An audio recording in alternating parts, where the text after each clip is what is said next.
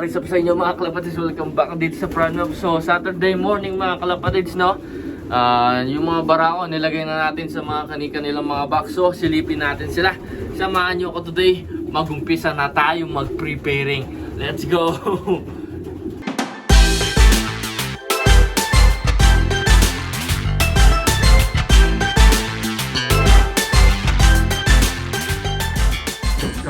Sila mga kalapatids. So nilipat na natin sila dito kagabi.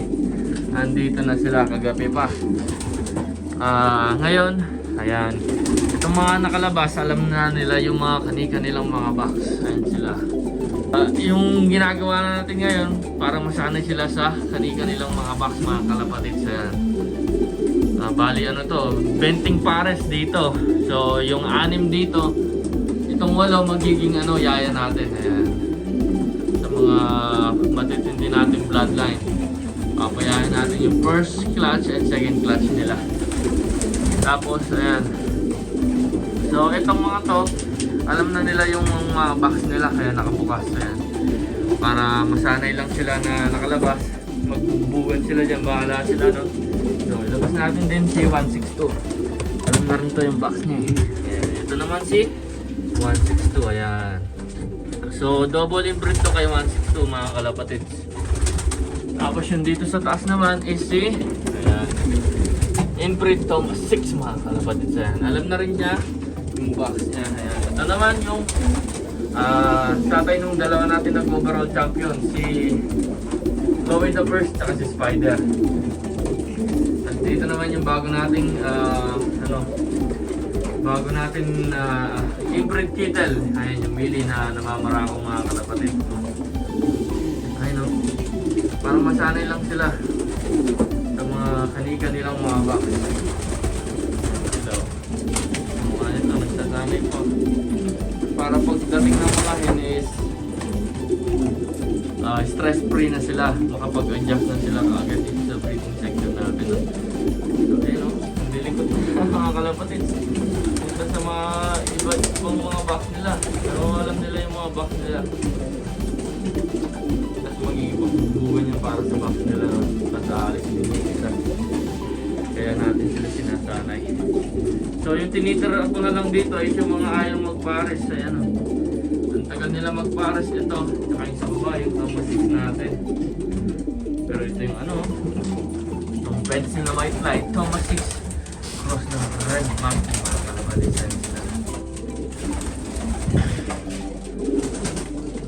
Bali half brother to ni Garage 911. Ay yung dalawa pumunta doon. Bubugan yung mga yan. So yan lang natin silang ganyan. Pero keep panayo pa rin sa mga nila, sa mga pinaggagawa. Kasi baka magbubugan ng mata yung isa mga kalapatid. Tapos ay na kawawa na yung mga breeder. Pero so ayan, ayun o, bugan, malapit ka. So kapag ganyan, tanggalin lang natin itong Thomas 6 kasi kala niya dito yung box niya, no? So lagay lang natin siya dyan. Ayan, Thomas 6 sa baba dito, bugan din o. Nagdedepend na ng teritoryo si 162 saka si Red Monkey Thomas 6. Ayan siya. Talagang bukas sila mga kalapatids, ang gulo nila. So ilang pa lang ito nakabukas? 1, 2, 3, 4, 5, 6, 7, 8, 8 walong box pa lang yung nakabukas, pero ang gulo na nila. 94 show sa ibang box. Talagang kondisyon sila mga kalapatids. Maya maya silipan natin itong mga mga hen tsaka mga late breed natin sa kabilang section. Kasi hindi na rin silang magkanta-ugaga, no? Ayan, so ito na lang yung natitira dito, yung mga pang late breed natin na pang flyers. Ayan sila. Nandito sila mga kalapatids. At yung magkapatid sa nanay, sila. Talagang pati sila kondisyon kasi lahat kinondisyon natin mga kalapatids para sa breeding, para lahat is healthy, hindi sila magkasakit. Ito naman yung super champion fetal natin, ayun, yung male na parang abo. So So, dito naman tayo sa hen. Ito mga hen, ready na rin to. Kanina pa makakasok sa pintuan ng section nila. Ayan na. Alam din. So, mamaya ay sa ano pa kayo? Yun yung isa, lumusot pa doon. Ayun pa yung isa, gusto lumusot. Talagang ready for breeding na sila kasi in-increase na natin yung lighting nila. Talagang maglalandi yan mga kalapatid. Masabik na sa mga paaris nila. So itong mga hen is ikakasapa natin sila mga first week ng December. Pero magmula ngayon, paggabi, yung mga bagong pares is nilalagay natin sila dun sa mga magiging kapares nila. Sila Digitalo talagang nangunguna to sa lante. Pangalawa itong Thomas 6 natin, no? Ayun si nanay ni Gital 120 ito. Nanay ni, ayan, ni Mirage 911 ito naman. Yung Thomas 6 Wolverine ito. Yung may puti sa ilong. Ayan. Ayan sila. So balik tayo dun sa mga barako. Baka may butas na yung ulo nila dun. Kakaaway. Ayan yung mga yan, no? Ready for breeding.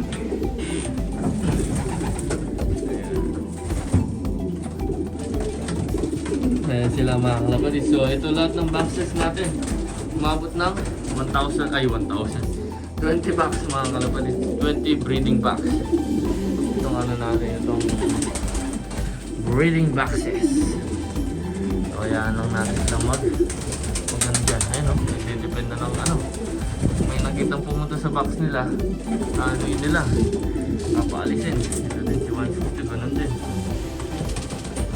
Nakakakla pa. Box mo yan, dependahan mo yung box mo. Nakulot talaga si Porsche. Ito kasi medyo mailang. Kung nandito ako sa bungad ng pintuan, ay lumalabas. Pero masasanay din yan.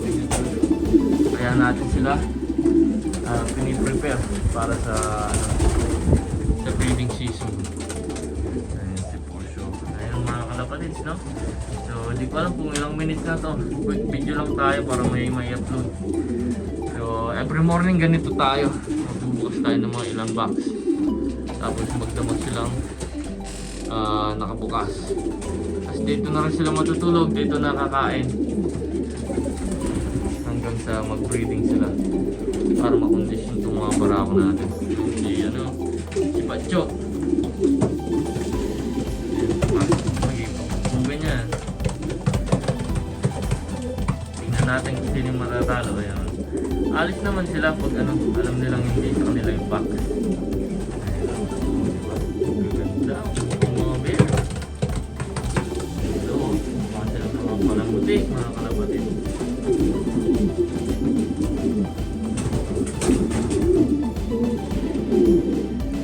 Si Porsche 911, tatay ng first overall champion natin na si Mirage. Ito naman si Gital 120 yan. Siyempre, nag-iisang Gital 120. Si makakapit-kapit. Napunta sa ibang box. Oh, napunta din sa ibang box. Lalabas din yung mga yan. Tayo tayo. Ayun, natatakot na. Sa mga ano lang yan, 1 week. Masasanay din yung mga yan. Hanggang sa magdamag nang nakabukas yung mga breeding box nila. Pag dumating na yung ganun, sanay na silang lahat. Yung mga hen naman yung sasanayin natin sa mga kanilang mga box. Jansen natin, no? Jansen Cruz ng Zaki Sari mga kalaban. Pakla talaga ito. Box niya hindi yan.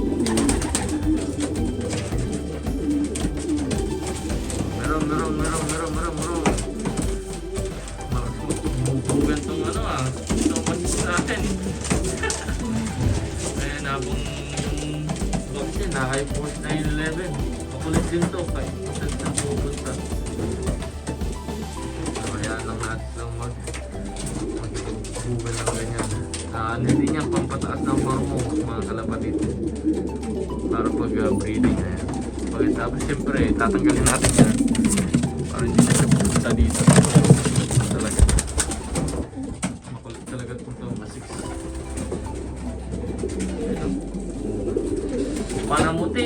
kanto.